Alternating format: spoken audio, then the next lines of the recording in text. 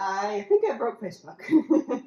Yesterday, I posted a photo inside a private group that's all about celebrating one's spirit of beauty and calls out a woman to be a bold light and, dare I say, badass.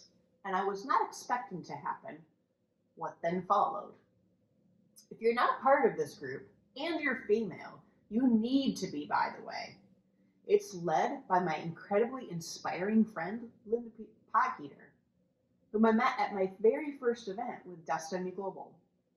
That one post garnered so much attention as I was responding back to every person who commented.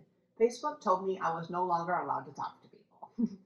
Who knew I had hit a limit, or that there even was one? But I have to back up first. I have to tell you the story. What's the story? Well, like I mentioned to this private group, my femininity had been slowly disappearing over the last 15 years. So not only wearing what I wore and then posted a picture of something so feminine, but just looking at the woman in these photos taken. I didn't even ask to take them, by the way. That's another story you can read in another area. But I didn't have words. I actually felt beautiful. And that's a feeling that had been coming back alongside me being okay with showing more femininity thanks to the influence of that group and several other powerful friends who have been fanning it to flame while also celebrating and seeing who I really was. There is so much power when we show up as a light for others. We get set free. And I know that because it was done for me. Side note, I don't even know the last time I wore a dress. Second side note, pretty sure I own less dresses than I do fingers on one hand.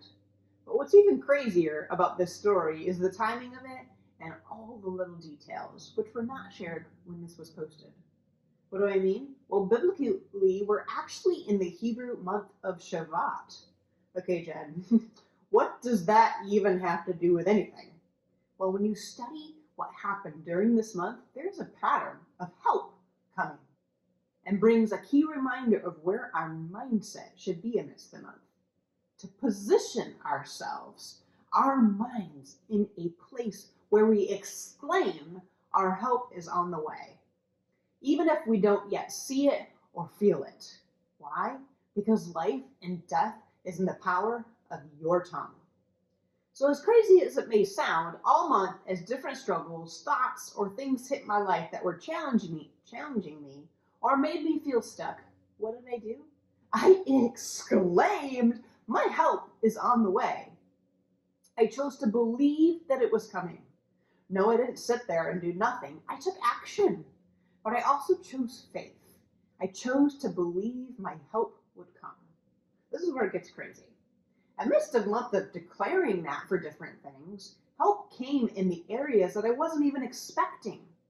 What? Well, to the point that two friends showed up and just totally loved on me, honored me, and helped bring out the femininity that had been being lost. I didn't know how to bring it back. As my day's plans were totally hijacked, I was made to feel like a queen. They did my makeup, went through my entire closet picking out outfits, dressed me, and then took hundreds of photos while we spent the whole day laughing and having fun, without me even asking for any of it. They just did it.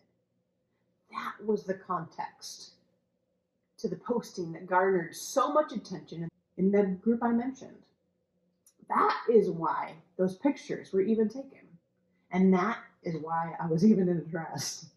And that is how much Yahweh, my God, loved me.